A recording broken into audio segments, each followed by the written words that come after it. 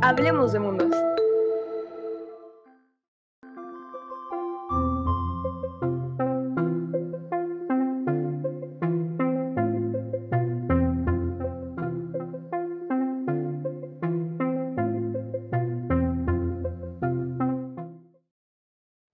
Bien, es un gusto tenerte aquí, Sabina.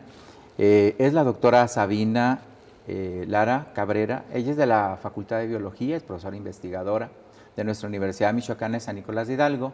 Y pues la verdad, como he dicho, es un gusto tenerte aquí para charlar, para hablar sobre plantas. Yo creo que los que nos conocen saben perfectamente que es de lo que más hablamos en nuestro trabajo cotidiano como profesores, docentes y como investigadores. Entonces, primero me gustaría, Sabina, que te presentaras y empezar esta charla. Claro que sí. Muchas gracias, Rafael Salgado Garciglia.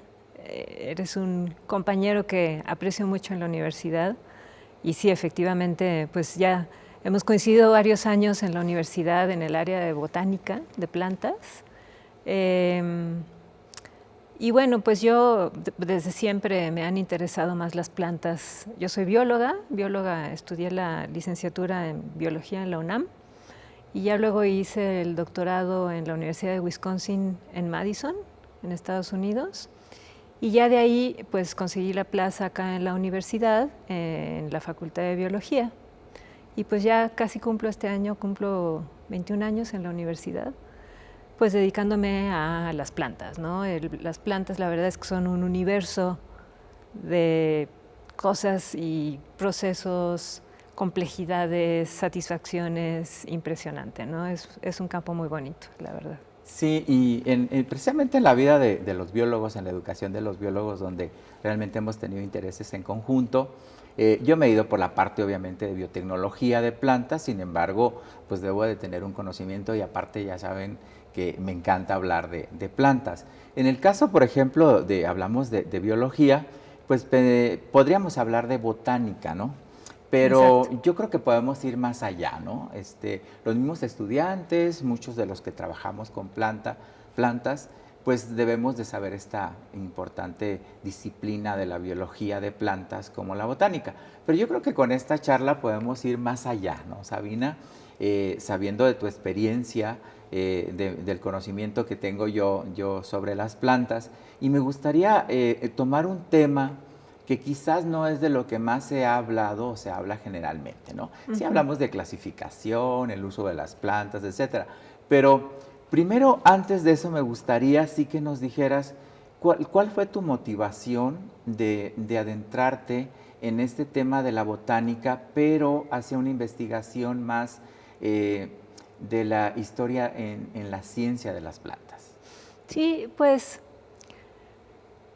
no sé, creo que todos los biólogos estamos expuestos, una parte, digamos, muy importante de la biología en general, pues son los desarrollos como paralelos entre la historia y la tecnología y etcétera, ¿no?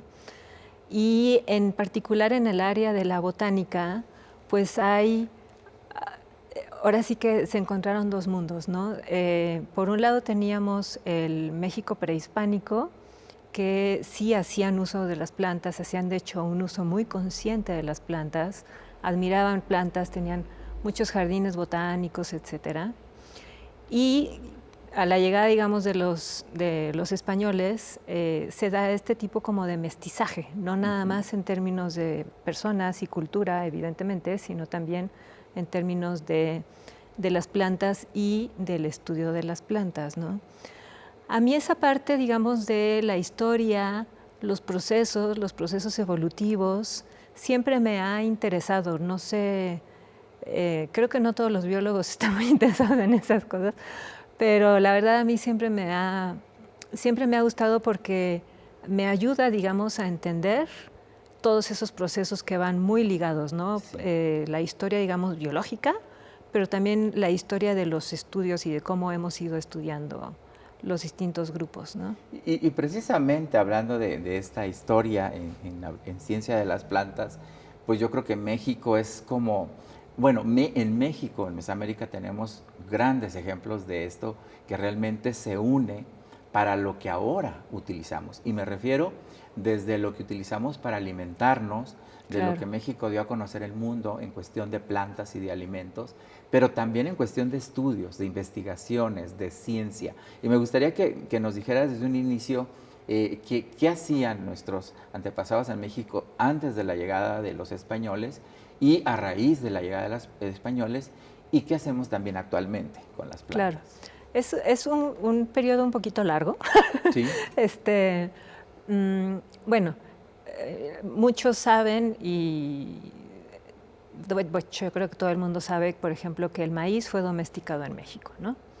Los procesos de domesticación de ese grupo, digamos, de la milpa, de la tríada, digamos, que es maíz, frijol y calabaza, que es la base, digamos, de la milpa, esa se domestica en México hace 9,000 años.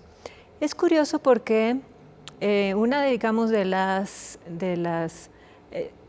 bien el tema de la domesticación es un tema en el que interactúan muchas áreas, ¿no? Sí. Tanto la biología como la evolución, como la arqueología, la historia, sociología, etcétera, etcétera, ¿no? Y una de las teorías como muy duraderas, digamos, en el estudio de la domesticación, era que en un inicio los humanos, digamos, eran cazadores-recolectores, básicamente, ¿no?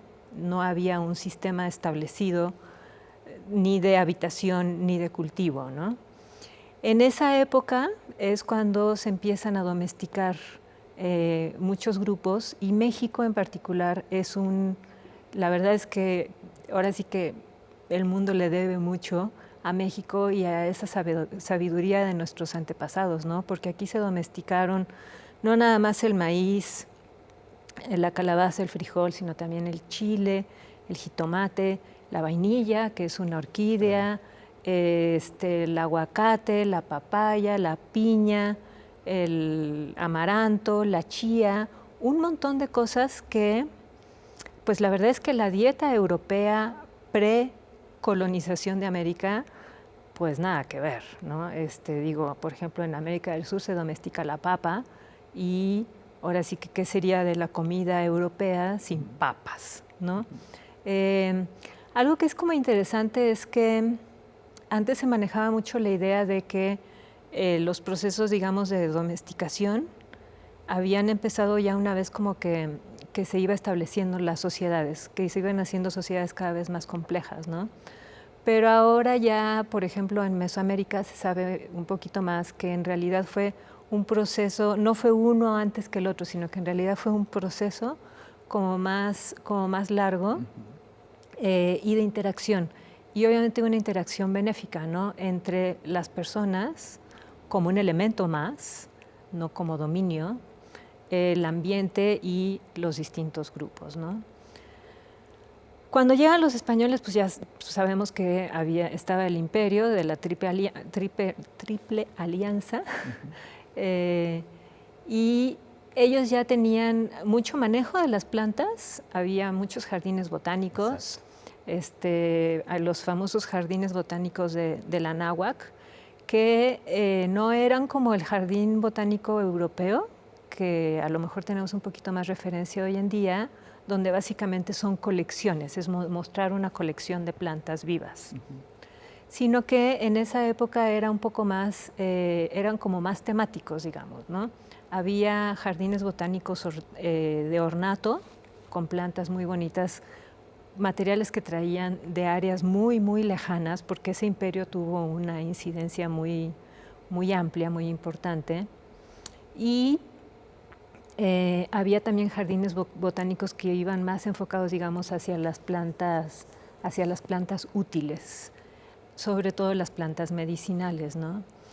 Entonces, bueno, los cronistas cuando llegan a México, pues sí contaban como maravillados de la belleza y la complejidad, digamos, de la cultura, ¿no? Era algo totalmente desconocido para ellos, pero sí pudieron apreciar esa parte.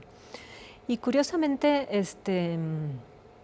por lo que he leído, Hernán Cortés, pues sí traía más, como conquistador, traía más esta idea del mestizaje, es decir, de juntar elementos, ¿no? Así es. Entonces, como que en ese periodo hubo mucho cuidado de conocer qué es lo que se hacía aquí, cómo se hacía. Por un lado, la verdad es que era bastante lógico, porque, digamos, si aniquilas a toda la población local y no tienes ningún conocimiento de la forma de generar y de conseguir alimentos, pues los conquistadores hasta ahí llegaron, ¿no? Porque es un ambiente totalmente desconocido. Intentaban plantar trigo y se les moría, y se les moría, y se les moría, ¿no? Entonces, sí hicieron como que una alianza pues sí, con los antiguos mexicanos, ¿no? Y en ese inter, digamos, pues básicamente hay también un mestizaje y hay un encuentro de mundos en el área científica. Así es. México, digamos, bueno, pues sí, no estaba incorporado a un sistema científico universal. Sí había conocimientos, sí había manejo, por ejemplo, de las estructuras de las plantas, sí tenían distintos nombres para las distintas estructuras. Hacían incluso también cuestiones como de invernadero, movían suelo de un área a otra para poder plantar distintos grupos, ¿no? Además de todo lo de alimentación, y etcétera, etcétera, ¿no?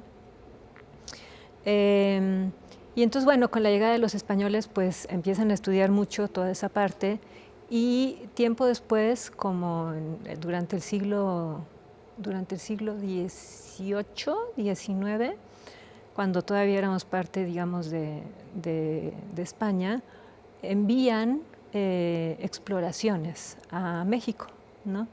Y entonces ahí es cuando finalmente, digamos, las plantas y animales que se conocían, que se manejaban en México, se empiezan a estudiar de una manera científica universal, ¿no? Es decir, en estas exploraciones que duraron alrededor de 16 años, en particular en el área de botánica, dos botánicos, Cecé y Mociño, colectaron muchísimo, hicieron muchísimos dibujos. Es una historia que la verdad es como para hacer una película de el destino, digamos, de todas estas colecciones, ¿no? Y bueno, finalmente ya eventualmente llegan las cosas a España, llegan muchas semillas que empiezan a plantar allá, sobre todo en la región de Cádiz, de Aranjuez, que era donde estaban logrando que se aclimataran un poco. Mucho obviamente se les moría, ¿no? Llevaron dibujos, etcétera, etcétera.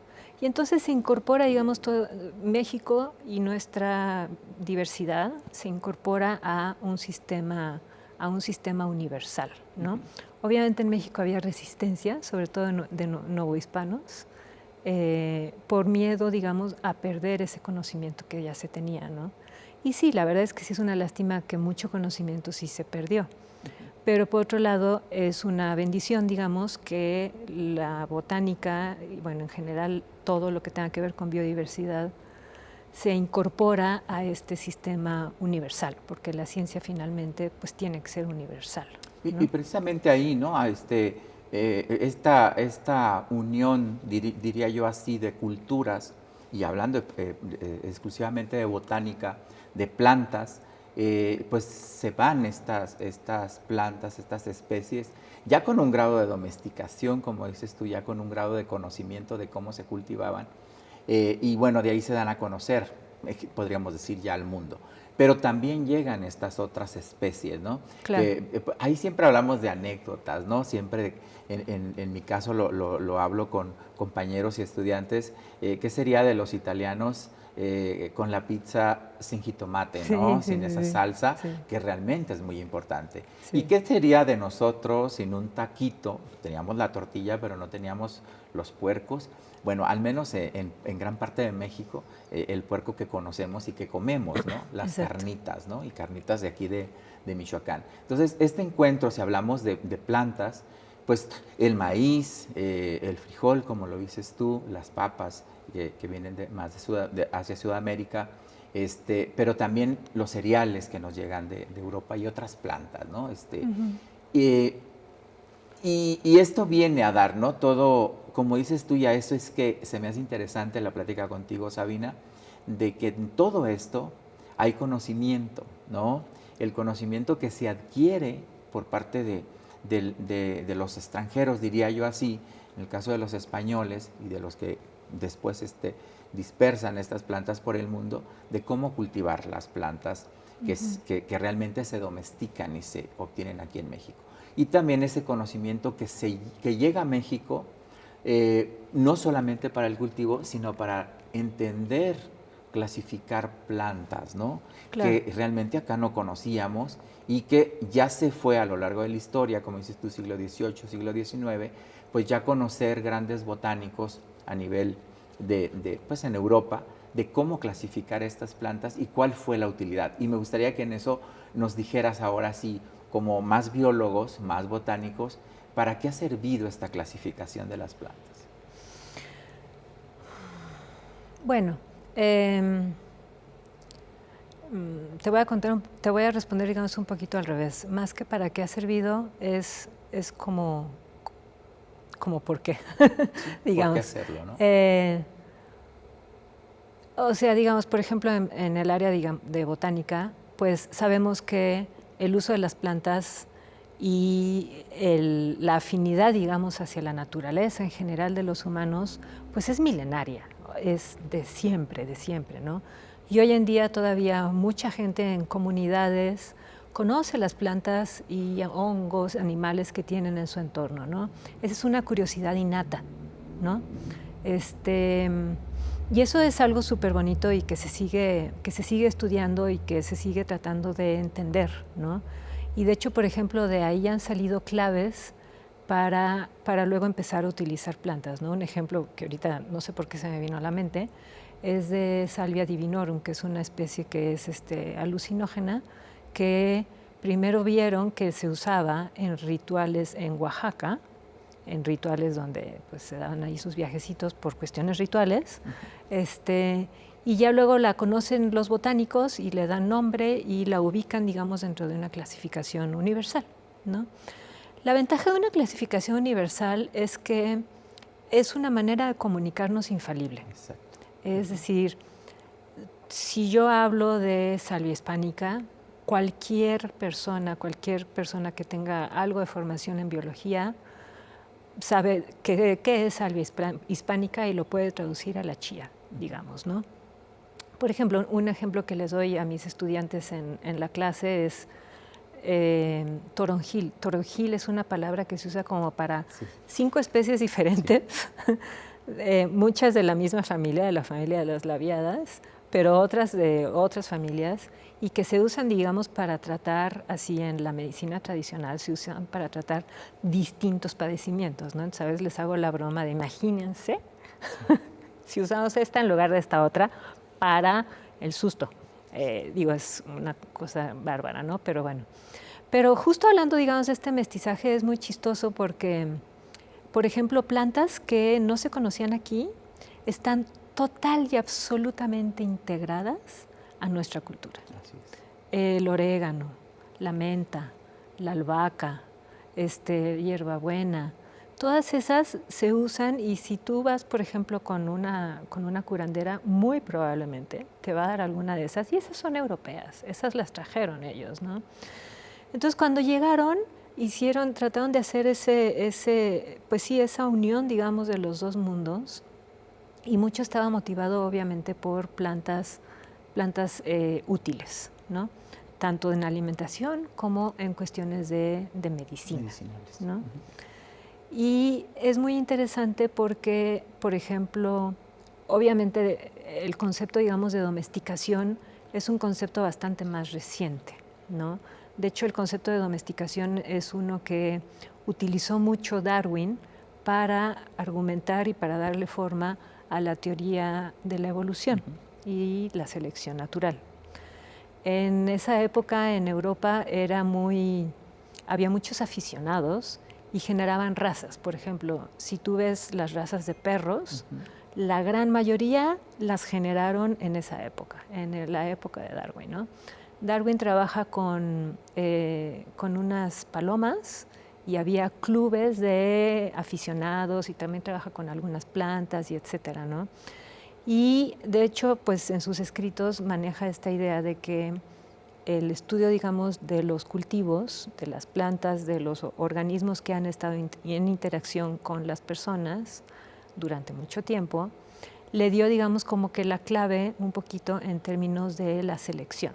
Sí. Siendo domesticación una selección artificial, es decir, una selección llevada por las personas, ya sea consciente o inconscientemente, hacia algo, probablemente no hacia algo, pero eventualmente resulta en, por ejemplo, el maíz, una mazorca muchísimo más grande, con muchísimo más líneas que el teocintle, que era una cosita así, toda desparramada, toda ramificada y con una testa muy, muy dura, ¿no?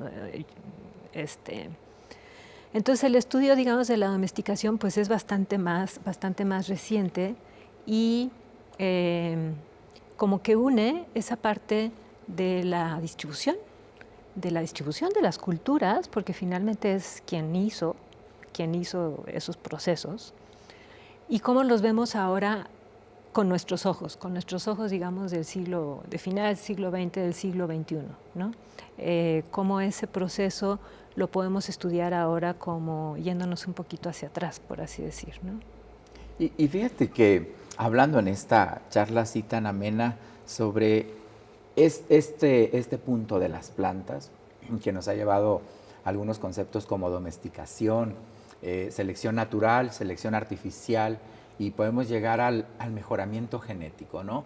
Y por ejemplo, de mejoramiento genético creemos quizás que nada más son a plantas de valor alimenticio, pero también plantas medicinales se ha hecho, ¿no? Sin embargo, este conocimiento de mejoramiento, selección artificial y mejoramiento genético de los últimos 120 años, hablaremos el siglo pasado y lo que llevamos de pues son principalmente de aquellas plantas que han nacido, que nacieron, como tú dices, sin una dirección, pero que se obtuvieron, pero que han sido el punto de partida para mejorar, ¿no? Para mejorar y tener los alimentos. Y yo creo que no debemos, como biólogos, para nosotros es muy importante mantener la diversidad, ¿no? Es decir, ese mejoramiento genético que se vino haciendo, se estaba haciendo, pues se tendrá que seguir haciendo, pero siempre manteniendo la diversidad, ¿no? Claro. Yo daría aquí el ejemplo, como tú lo dices, el aguacate, ¿no? Tenemos las variedades híbridos de aguacate, algunos más comerciales en algunos países. En México sabemos que el Hass, pero de repente cuando se hace este cultivo de una sola variedad, se pueden dejar atrás las especies nativas o las variedades nativas, ¿no? Claro. Entonces, yo también en ese punto me pongo cuando hablamos de clasificación, de botánica, del conocimiento actual que tenemos. Como biólogos nos preocupa mucho eso, ¿no? De que deberíamos de trabajar más en cuestión de multidisciplinas para sí mejorar, pero mantener nuestra diversidad, ¿no? Y estoy hablando exclusivamente de plantas. Sí, exacto, Rafa. El tema, digamos, de la diversidad es súper importante y a veces como que no nos imaginamos, digamos, la diversidad. Diversidad es un término que se usa para muchísimas cosas, Sí. biodiversidad, etcétera, pero en términos, digamos, de los cultivos y en general de los organismos, lo que es súper importante es la diversidad genética. Es decir, qué tan diferentes son genéticamente los individuos que constituyen las poblaciones, ¿no? Y justo con los cultivos, y por eso son estos estudios de mejoramiento genético, justamente con los cultivos lo que se va haciendo es que se va generando lo que se conoce como un cuello de botella. Si tú, por ejemplo, agarras una botella y la vacías así, empieza a salir muy rápido y de repente como que se empieza a atorar, ¿no? Bueno, es más o menos la idea, pero en términos de diversidad. Entonces, los cultivos genéticamente son muchísimo menos diversos que las especies silvestres o los parientes silvestres, ¿no? Entonces, mantener esos parientes silvestres, es decir, sin invasión, digamos, de genes ya cultivados, es súper importante porque los mejoradores lo que hacen es tratar de rescatar algunos atributos que tienen las especies silvestres. Por ejemplo, pueden ser más resistentes a plagas, pueden ser más resistentes a ambientes un poquito más adversos que el cultivo. Entonces, se tratan de hacer estas cruzas, finalmente, para tratar de jalar esas cualidades genéticas, ¿no? Em, entonces es súper importante saber cuál es la historia, digamos, de los cultivos, en qué área del mundo se domestican, ¿no? Y ahí viene, digamos, la historia de Vavilov, hablando ahora de Rusia, pues era un genetista ruso que viajó por todo el mundo y él desarrolla el concepto de centro de origen, Ujú. ¿no? Que es un área del mundo que tiene mucha diversidad de las especies, de los parientes silvestres del cultivo, y que por ende se asume que es el área donde se domestica, ¿no? Él hizo muchísimo trabajo, muchísimas colectas, etcétera. Tiene una historia así como que tremenda, pero bueno, finalmente lo que nos interesa ahora, hoy en día, a muchos, es estudiar todo ese proceso, cómo se ha dado, ¿no? Desde, obviamente, desde el punto de vista de la biología, desde la evolución y también con cuestiones de arqueología. Por ejemplo, han logrado datar con restos arqueológicos el maíz, por ejemplo, lo encontraron en una cueva en Oaxaca. Bueno, no recuerdo ahorita, pero sí lo pudieron datar hace 6.500 años, ¿no? Entonces, es muy importante, digamos, esa unión de áreas, ¿no? Yo llevo a lo largo de mi carrera trabajando mucho tiempo en un género que es el género salvia. Ujú. Y entre la salvia entre las salvias, digamos, mexicanas, hay dos que han sido como importantes en México, más importantes. La Divinorum, por ejemplo, que es alucinógena, y la salvia hispánica, que es la chía, La ¿no? chía. De la chía, curiosamente, no se sabe mucho de su proceso de domesticación. Normalmente cuando hablamos de especies domesticadas estamos tratando de ver algunos caracteres que son diferentes de la domesticada contra la silvestre, ¿no? Los Ujú. llamados síndromes de domesticación. En la salvia hispánica no hay síndromes, hay algunos que sí son un poco más marcados, pero hay otros que no son tan marcados. Y lo que es curioso con la hispánica es que se cultivó durante muchísimo tiempo en el México prehispánico. De hecho, por ejemplo, hay registro en el Códice Mendocino, que era un códice de pago de tributos a la Triple Alianza, que eran unas cantidades que la verdad es que no tengo idea de cómo se traduzca eso en kilos, pero eran unas cantidades, desde mi punto de vista, brutales, de chía que tenían que pagar en tributo todos los pueblos que estaban sometidos al imperio, ¿no? Pero cuando llegan los españoles, la chía también estaba asociada a rituales que, pues, en esa época, que una parte súper importante de la conquista, pues, fue justamente la evangelización. En esa época notaron que la chía también se utilizaba en rituales como Ujú. paganos, ¿no? Entonces, poco a poco se fue desalentando su uso. Sin embargo, pues como podemos ver ahora, la chía es un alimento súper nutritivo, ¿no? De hecho, por ejemplo, los guerreros del imperio la consumían a media guerra, es decir, a media batalla, no sé cómo la consumían, Ujú. pero era como un Pues boost, para dar digamos, de energía, ¿no? energía, Ujú. energía, exactamente, ¿no? Ujú. Este, y entonces poco a poco se va desalentando su cultivo por pagano, ¿no? Ujú. Y ya hoy en día, pues ya se está retomando, sin embargo, como no sabemos toda esa historia detrás, a mí ahorita lo que me está interesando mucho es tratar de ver cómo va en esa historia, cómo podemos verla con nuestros ojos, con nuestras herramientas de hoy en día, ¿no? Pero precisamente, fíjate, has dado un ejemplo. Estamos por finalizar esta charla que sería muy interesante continuar, ¿no? Hay muchísimo como, Ujú. y de qué hablar sobre plantas, pero con este ejemplo precisamente me das incluso a mí la idea de todas las investigaciones que se han hecho y que se deben de hacer teniendo estos materiales silvestres, ¿no? Y como dices tú, y mantenidos silvestres, para hacer una comparación con lo que se tiene ahora y entonces conocer realmente Claro. los cambios o cómo se hicieron estos cambios, cuál fue la dirección, ¿no?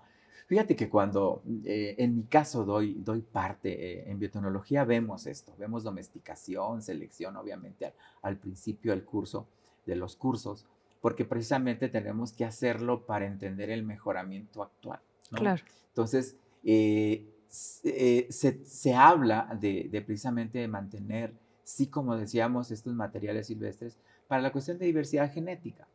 Pero tú nos estás dando, y quiero comentar este proyecto en el que tú estás participando como responsable, cómo nos ayuda tener estos materiales silvestres con los que ya tenemos domesticados y entonces tener un conocimiento más completo, que nos va a ayudar, eso considero yo, a entender de otras plantas que a lo mejor hemos perdido materiales silvestres, pero podemos entender con esto que tú obtengas de resultados, pero también a futuro, ¿no? O sea, qué hacer, Claro. qué hacer y qué no hacer, ¿no? Ujú. Porque yo considero, y lo hemos visto en cuestiones de mejoramiento, el éxito que se ha tenido con domesticación, selección natural y artificial, y también de otras especies que no ha sido un éxito. Es decir, el éxito para el humano, pero no el éxito para la planta, ¿no? Claro, Entonces, me claro. gustaría, sí, estamos terminando esta charla, pero me gustaría que comentaras como investigadora y precisamente en este tema, ¿qué consideras, y en lo que acabo yo de mencionar, que debemos de hacer, de acercarnos más los biólogos en este tema, ¿no? Para que, como tú lo mencionas, una ciencia más actual, ¿no? Más, Sí, pues no me bueno, acuerdo cómo usas un concepto, una ciencia más actualizada, pero... mm, este, pues, mm, no me atrevería yo a decir que debemos de hacer, sino más bien cómo estamos haciendo las cosas, Sí, ¿no? Evidentemente no tenemos una máquina en el tiempo para irnos a hace 9,000 años, hace 5,000 años y ver qué era lo que se estaba haciendo, ¿no? Entonces tenemos que tener herramientas indirectas para tratar de entender, ¿no? Y en términos de biología, pues una herramienta, digamos, con una mirada, digamos, hacia el pasado, es justamente la diversidad de las especies, porque todos en nuestra genética, digamos, traemos historia, sí, ¿no? La cuestión es cómo podemos ver esa historia, ¿no? Entonces yo, por ejemplo, acabo de recibir apoyo para un proyecto, es un proyecto chiquito, yo le digo mi proyecto bebé porque es de 9 meses. sí. Hace mucho que no estaba yo interesada en los 9 meses, pero bueno, mis hijos ya tienen 20 y 18, así es que... Pero lo que quiero ver es, en base a la distribución actual de las especies, de la salvia hispánica en particular, hacer una cuestión que se llama modelado de nicho, es decir, ver cuáles son las variables que habilitan, que posibilitan que una planta se desarrolle en un ambiente determinado, y eso hacer el modelado hacia el pasado para Claro, tratar de ver cuáles son las poblaciones actuales que tienen ese acervo genético probablemente más largo, y después hacer ya ahora sí un estudio genético para tratar justamente de evaluar esa diversidad y de tratar de buscar cuáles son las rutas y cuáles han sido los genes que se han visto modificados a lo largo de ese proceso de domesticación, ¿no? Entonces incluye, digamos, la parte también arqueológica sí.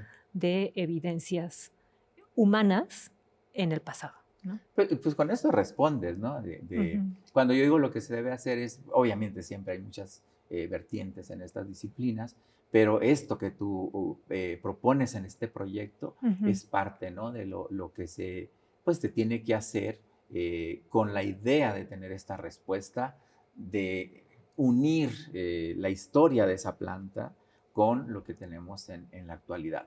Claro. Me gustaría, Sabina, ya casi finalizando la charla, en esta entrevista, charla que tenemos, ¿qué tú nos dirías acerca de los estudiantes de biología? Y hablo de estudiantes de biología en diferentes áreas, ¿no?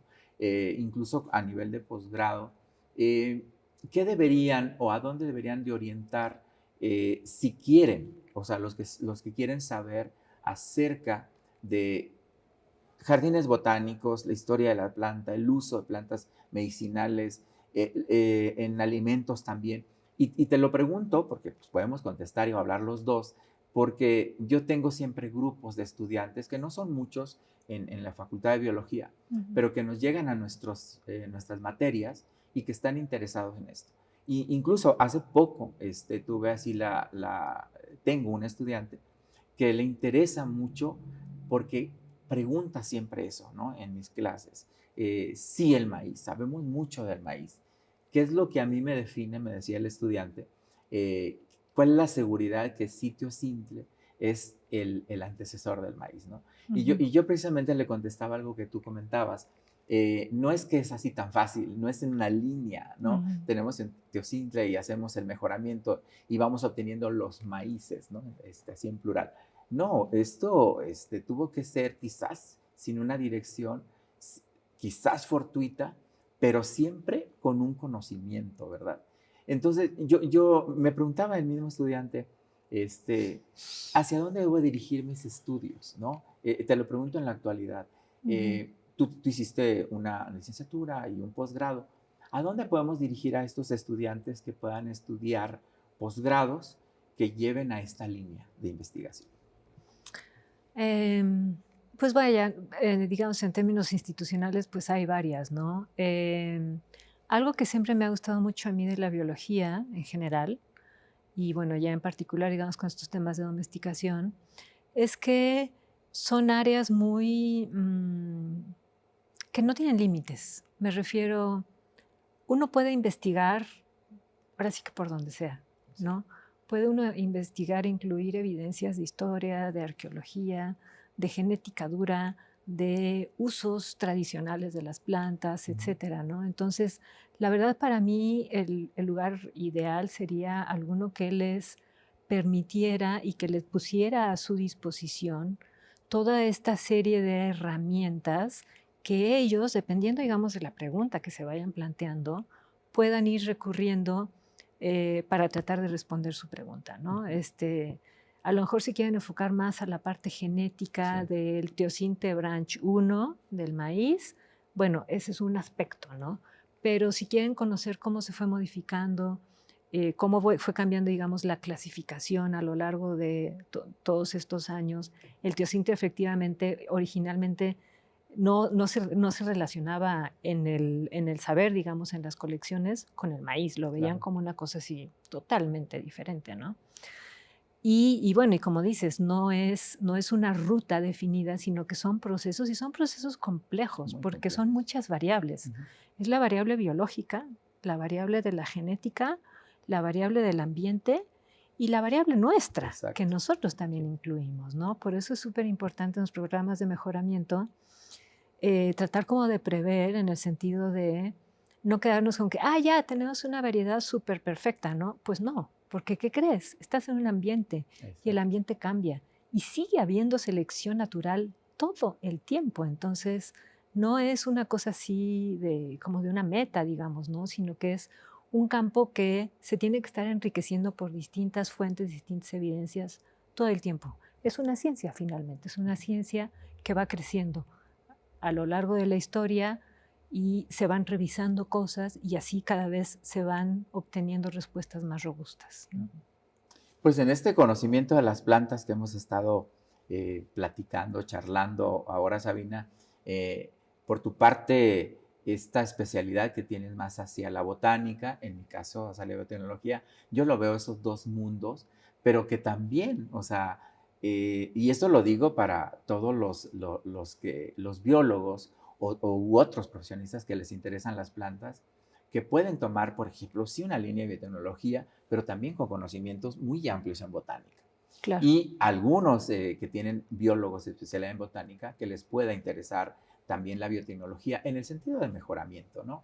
Pero también en uso de las plantas, etcétera. Ujú. Yo creo que así como hemos hablado, y lo quiero hablar así de manera análoga, sí, análoga en unión de las culturas para un buen conocimiento de las plantas, esta evolución que hemos visto desde la domesticación, yo diría natural, a lo que se hace ahora, a ese Ujú. mejoramiento. Igual tenemos en la actualidad esa unión, ¿no? De disciplinas. O sea, a mí me interesa mucho y haber platicado contigo de esto, yo esperando, la parte que yo estuve intentando charlar o platicar es cómo se pueden unir estas disciplinas, tener más de una y tener más conocimiento. A mí, tú lo sabes, ¿no? Me encantan las plantas. me comentaban, yo no soy biólogo, soy ingeniero bioquímico, pero me especialicé en plantas desde mi maestría y el doctorado. Y me interesó mucho y tuve que llevar cursos precisamente de botánica, de conocimiento del uso de las plantas prehispánicas, por ejemplo, que por eso me interesan y me gustan mucho. Entonces, cuando me preguntan precisamente, digo, no, es que no hay que llevar una disciplina directa si realmente quieres trabajar y conocer las plantas, ¿no? Hay que ser biólogo, ser botánico, un poco de eso.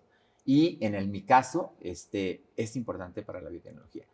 Terminamos la charla, que me digas tú, ¿para qué más a un biólogo, que no queríamos meterlo mucho a cuestión de biólogos, y podría yo decir a cualquier otro profesionista interesado en plantas, porque ahora hay genetistas, ¿no? No necesariamente son biólogos y Claro. que están interesados en plantas.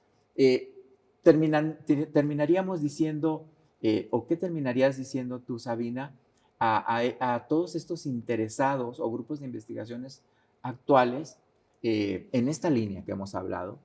¿Qué sería lo más importante? Por ejemplo, en tu proyecto hablas mucho de molecular, ¿no? Y es algo de lo que trabajamos ahora. A mí, yo puedo decirlo, hace 30 años o 40, no era tan fácil en un laboratorio No. hacer lo que se hace ahora Sí, y los equipos. sí. Entonces, me gustaría que termináramos hablando, si ya hablamos de historia, de esta parte tan importante para el conocimiento de las plantas, terminar con esta parte actual. ¿Sí? Ujú. ¿Cuál es la gran ventaja que tenemos ahora? Pues sí, justamente la gran ventaja que tenemos ahora son las herramientas moleculares, ¿no? Ahora, ahora están muchísimo más disponibles, como dices, que hace 20, 30 años, ¿no? Este, mm, en términos de mejoramiento y en términos de evolución y etcétera, se han estudiado mucho. En plantas hay 3 que les llamamos genomas, ¿no? La información genética que está en el núcleo, la que está en la mitocondria, que es el organelo, digamos, especializado en la respiración, y la que está en los cloroplastos, que es los necesarios para la fotosíntesis, ¿no? Es curioso porque, por ejemplo, yo he trabajado muchísimo tiempo y voy a seguirlo trabajando, me sigue interesando mucho cuestiones de sistemática, las relaciones de los ancestros con los descendientes en términos de grupos silvestres, ¿no? Y antes, bueno, lograr estudiar la genética o la secuencia, digamos, de una región, bueno, era un Así rollo, es. un rollo, un rollo, un rollo, porque necesitas conseguir información que sea variable, pero no demasiado variable, que fuera repetible y etcétera, etcétera, ¿no? Entonces, la verdad es que las cosas han cambiado un montón, ¿no? Yo tuve la oportunidad hace algunos años de hacer un año sabático en Estados Unidos y ahí implementamos una técnica que se llama secuenciación de nueva generación para una filogenia de salvia. Salvia es un género muy diverso, muy, muy diverso y muy complicado. Muy complicado para los biólogos quiere decir que, digamos, como que no se ajusta a un parámetro sencillito. Hay especies que a veces es muy difícil de identificar. Seguimos describiendo nuevas especies y etcétera, ¿no? Y ahí, por ejemplo, me pude dar cuenta, haciendo esa filogenia, que la salvia hispánica es monofilética. Monofilética en sistemática nos referimos a una especie, o bueno, una definición, digamos, que nosotros hacemos de la especie que incluye al ancestro y sus descendientes. Evidentemente no tenemos al ancestro, ¿no? Pero sí tenemos a los descendientes. Entonces, si unimos a todos los descendientes, estamos hablando de una especie monofilética. Y eso es súper importante porque eso nos está diciendo que como especie, es decir, como una serie de poblaciones que interactúan, está claro, está definido, ¿no? Eso es pues realmente una gran ventaja, por ejemplo, para mis estudios subsecuentes en chía, ¿no? Y con esa técnica de secuenciación masiva lo que se hizo fue hacer un muestreo genómico brutal, o sea, verdaderamente brutal. Antes hablábamos de 1500 pares de bases para hacer una filogenia. Hoy en día estamos hablando de 250,000 pares de bases, genomas completos, el cloroplasto completo, el núcleo completo. Sabemos que está el proyecto, por ejemplo, del genoma humano, que es, pues sí, es el genoma humano, que para nosotros es así. Y la ventaja de todo eso, y por lo que se ha enfocado tanto en la genética, es que ahí estamos eliminando un factor que es súper importante en la diversidad y que modela la diversidad, que es el ambiente. Ujú. Cuando trabajamos morfología, estamos viendo la evidencia de la expresión de esa interacción de la genética con el ambiente, ¿no? Cuando trabajamos únicamente genética, estamos eliminando ese factor que puede ser muy bueno, porque obviamente nos va a dar diversidad, etcétera, etcétera, pero a la hora de estudiarlo nos complica mucho las cosas, porque no puedes discernir qué de lo que estoy viendo se debe a la historia y qué de lo que estoy viendo se debe a que era una planta que estaba con más sol, etcétera, un montón de variables, ¿no? Entonces, por eso han como que tomado tanta importancia, ¿no? Y por eso son técnicas tan valiosas. Y bueno, y finalmente, como te digo, en nuestra historia llevamos toda la historia de nuestros ancestros y bueno, y la historia se va muy, digo, al origen, realmente al origen, ¿no? Y pues la genética es la única manera que tenemos de ver el pasado así, ¿no? Hay herramientas indirectas, por ejemplo, lo del Claro. mapeo, distribución, arqueología, etcétera, son otras ventanas al pasado, ¿no? Pero la genética es la que realmente lleva el registro, es como un registro completito, ¿no? Ahora el problema es cómo lo leemos. Tenemos las herramientas para leerlo, para comprenderlo. Hay muchas cosas de genética que todavía no entendemos. Entonces, por eso la ciencia es tan compleja a veces, porque tenemos que recurrir, digamos, a distintas cosas y a veces la misma tecnología, digamos, los sistemas analíticos a veces no están en el punto que necesitaríamos para poder hacer todas esas otras cosas, ¿no? Pues súper interesante, como decíamos al principio, esta charla. Sí, Quisiéramos continuar, pero realmente con esto que hemos charlado y sobre todo que tú nos has dado este conocimiento, esta experiencia que tú tienes y estás obteniendo, pues es algo muy importante a nivel actual, ¿no? Conocer estos mundos de la ciencia de las plantas desde la historia hasta la actualidad, todo lo que estamos haciendo y se debe de hacer exacto. en conocimiento para cuestión de diversidad genética, ¿no? Ujú. Ya no hablando de mejoramiento, sino diversidad genética para conocer el pasado y tener en cuenta el presente para todos estos cambios, ¿no? Cambio climático, como Exacto. dices tú, tener en cuenta el ambiente para lo que vamos a tener en los próximos 50 años, qué podemos hacer o qué pueden hacer, ¿no? Los mejoradores, siempre tomando en cuenta, yo creo, y con eso terminaría yo, pues puedes decir al final algo, pues la historia de las plantas, ¿no? La Ujú. ciencia de las plantas en ese sentido. Sí, la verdad para mí como científica, digamos, lo más importante es tener libertad. Libertad de hacer las preguntas, libertad de ver cómo responderlas, libertad de buscar distintas herramientas, etcétera. Eso es algo que a mí me apasiona la ciencia, ¿no? Porque con eso puedes encontrar muchísimas respuestas que si uno se va, digamos, por un camino prehecho, ¿no? Finalmente yo creo que eso es como que, pues sí, realmente como que es lo más importante, documentarse bien, ver qué es lo que se ha hecho, hacia dónde vamos y dónde puede uno contribuir, ¿no? Pues muchas gracias, Gracias, Sabrina, por gracias a ti.